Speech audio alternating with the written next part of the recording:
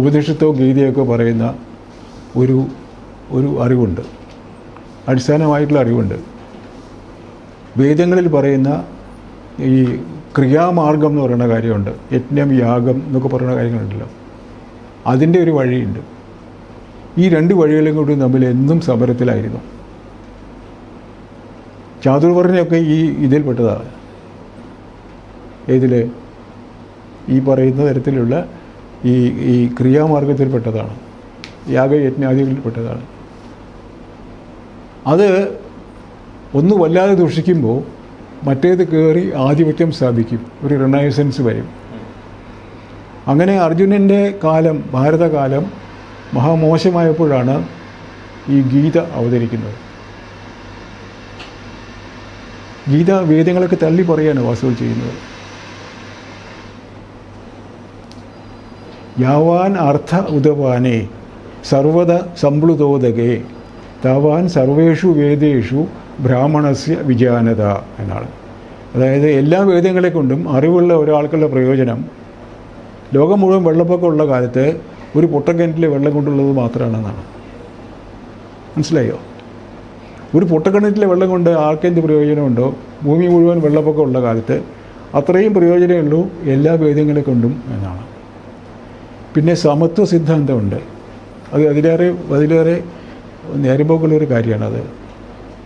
വിദ്യാവിനയ സമ്പന്നേ ബ്രാഹ്മണേ ഗവി ഹസ്തിനി ശുനകൈജ ശോഭാകൈജ പണ്ഡിത സമദർശിന. വിദ്യാവിനയ സമ്പന്നനായ ബ്രാഹ്മണനെയും ആനയെയും, ഒരു ആനയെ പശുവിനെ തിന്നുന്നവനെയും പശുവിനെയും പട്ടിയെ ഭക്ഷിക്കുന്നവനെയും ഒക്കെ തുല്യരായിട്ടാണ് കാണേണ്ടത് ബുദ്ധിയുള്ള ആൾ. ബ്രാഹ്മണനാണ് അതിലിരിക്കുന്നത്. അതാണ് ഈ എഴുത്തച്ഛൻ ഋതുവാർന്ന പെണ്ണിനും ഇരപ്പനും ദാഹകനും പതിതനും അഗ്നിയജനം ചെയ്ത ഭൂസുരനും എന്ന് പറയേണ്ട കാര്യം. അധികാരമില്ലാണ്ട് പറയണതല്ല. അപ്പോൾ ഈ ആ കോൺഫ്ലിക്റ്റ് കഴിഞ്ഞിട്ട് കുറച്ച് കഴിഞ്ഞപ്പോൾ കുറച്ച് ശമനം ഉണ്ടായിട്ടുണ്ടാവും. വീണ്ടും വന്നു എന്ത്? ഈ പറയുന്ന ഒരുപാട് ജാതി മതങ്ങളും വ്യവസ്ഥിതികളും അനാചാരങ്ങളൊക്കെ വന്നപ്പോഴാണ് വീണ്ടും എന്ത് വന്നത്? ഭക്തി പ്രസ്ഥാനം വന്നത്. ഭക്തി പ്രസ്ഥാനം ശരിക്കും പറഞ്ഞാൽ അധകൃതരുടെ പ്രസ്ഥാനമായിരുന്നു.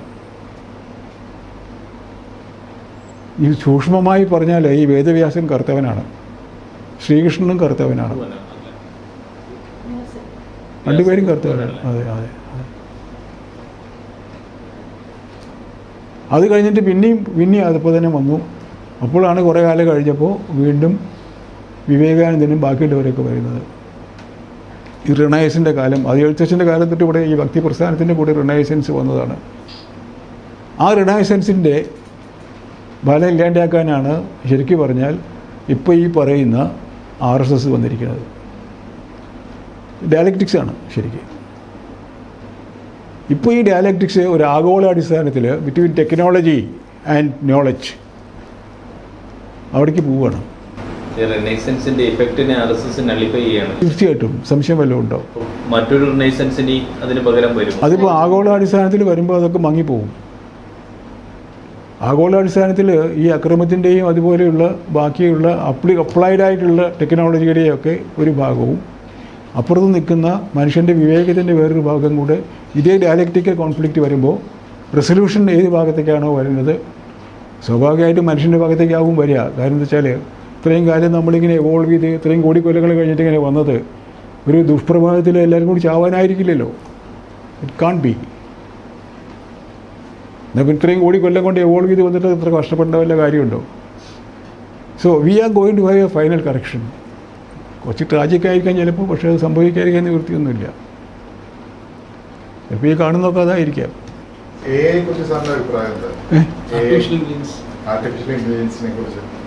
ആർട്ടിഫിഷ്യൽ ഇൻ്റലിജൻസ് എന്ന് പറയുന്നത് ഈ ഇപ്പോൾ യന്ത്രങ്ങളുടെ കാര്യത്തിലല്ലേ പറയാനുള്ളൂ.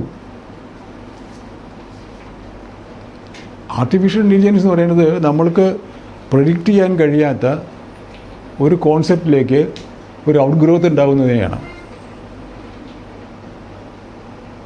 ഒരു ഇൻ്റലിജൻസ് സർക്യൂട്ടിനകത്തുനിന്ന് എന്തൊക്കെ എക്സ്പെക്റ്റ് ചെയ്യാമോ അതിൻ്റെ പുറത്തുള്ള ഒരു കാര്യത്തിലേക്ക് ഈ സർക്യൂട്ട് കടക്കുമ്പോഴാണ്, അല്ലെങ്കിൽ കടക്കാൻ പ്രാപ്തമാകുമ്പോഴാണ് അതിനെ ആർട്ടിഫിഷ്യൽ ഇൻ്റലിജൻസ് എന്ന് പറയുന്നത്. ശരിക്കും പറഞ്ഞാൽ ഈ നമ്മൾ ഈ പറയുന്നപ്പോൾ രാമാനുജൻ പോയിട്ട് രാത്രി ഉറക്കത്തിൽ കണ്ട കാര്യം അത് അങ്ങനെ ഒരു കാര്യമായിരിക്കണം. It must be artificial intelligence.